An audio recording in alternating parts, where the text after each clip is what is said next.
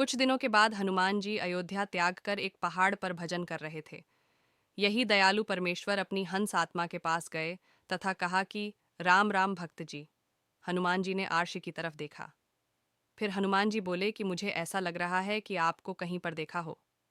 तब मुनिंद्र साहिब बोले कि हाँ हनुमान, पहली बार तो तूने मुझे वहां पर देखा जब आप सीता की खोज करके वापस आ रहे थे और कंगन को किसी बंदर ने मटके में डाल दिया था। दूसरी बार वहां पर देखा था जब श्री रामचंद्र जी का समुद्र पर पुल नहीं बन रहा था। उस समय मैंने अपनी कृपा से पुल बनवाया था। मैं वही मुनिंद्र ऋषि हूँ। हनुमान जी को याद आया।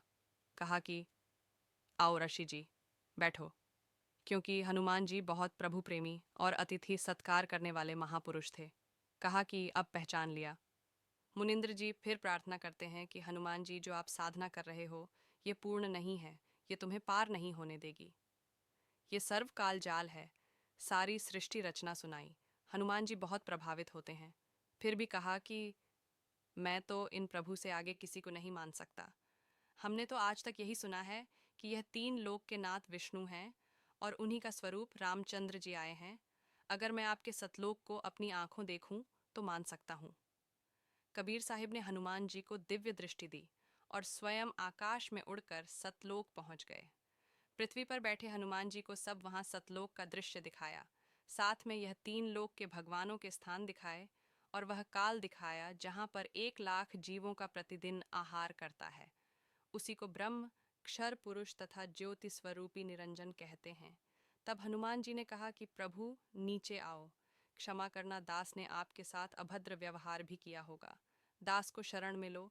हनुमान जी को प्रथम नाम दिया, फिर सत्य नाम दिया और मुक्ति का अधिकारी बनाया। रामायण और महाभारत के अलावा हनुमान का उल्लेख कई अन्य ग्रंथों में किया गया है। इनमें से कुछ कहानियां पहले के महाकाव्यों में उल्लिखित उनके कारनामों से जुड़ती हैं, जबकि अन्य उनके जीवन की वैकल्पिक कहानियां बताती हैं। स्कंद पुराण में रामेश्वरम में हनुमान का उल्लेख है।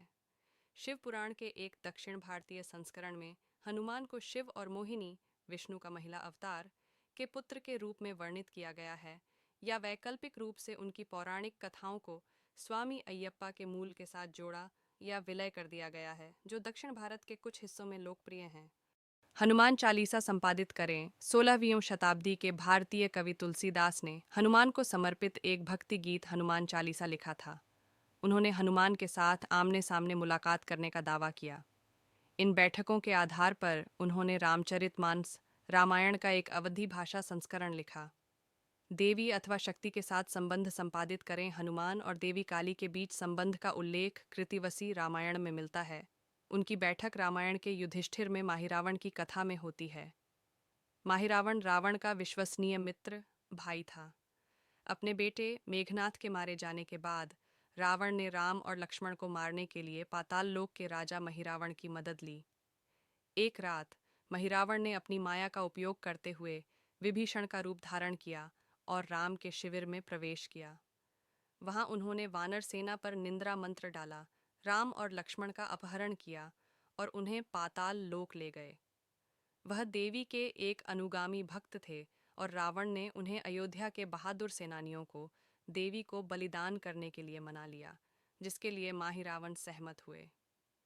हनुमान ने विभीषण से पाताल का रास्ता समझने के बाद अपने प्रभु को बचाने के लिए जल्दबाजी की। अपनी यात्रा के दौरान उन्होंने मकरध्वज से मुलाकात की, जिन्होंने हनुमान के पुत्र होने का दावा किया। उनके पसीने से पैदा हुआ था, जो एक मगरमच्छ द्वारा खाया गया था।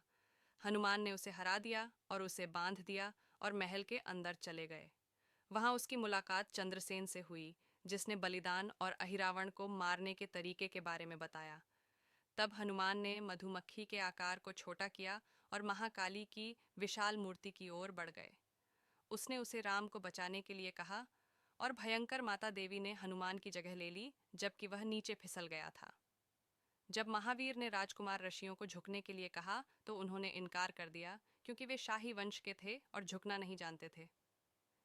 इसलिए जैसे ही माहिरावण उन्हें झुकाने का तरीका दिखाने वाले थे, हनुमान ने अपना पंचमुख रूप गरुड़, नरसिंह, वराह, हयग्रीव और स्वयं के सिर के साथ लिया। प्रत्येक सिर एक विशेष प्रतीक को दर्शाता है।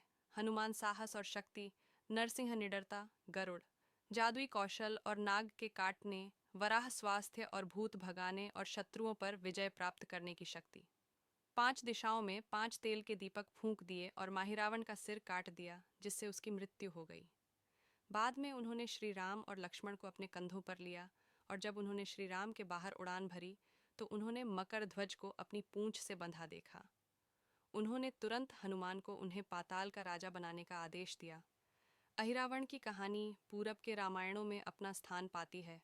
यह कृतिवश द्वारा लिखित रामायण के बंगाली संस्करण में पाया जा सकता है। इस घटना के बारे में बात करने वाले मार्ग को